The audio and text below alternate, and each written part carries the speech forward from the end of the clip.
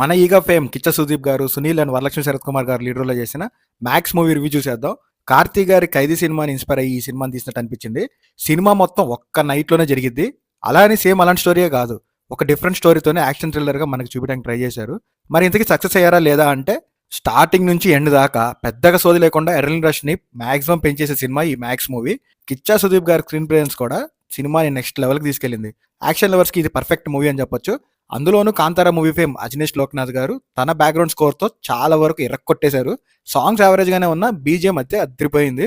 ఇక ఈ సినిమాలో నాకు నచ్చనిది ఏదైనా ఉందా అంటే, లాస్ట్కి వచ్చేసరికి యాక్షన్ కొంచెం ఎక్కువైంది. కొంచెం డ్రామా అండ్ ఎమోషన్ ఇంకా బాగా ఉంటే ఇంకా బాగుండేది అనిపించింది. బట్ వేరే వాళ్ళకి అలా అనిపించకపోవచ్చేమో. ఏదేమైతేనేం యాక్షన్ లవర్స్ ఈ సినిమాని థియేటర్లో మిస్ అవ్వద్దు.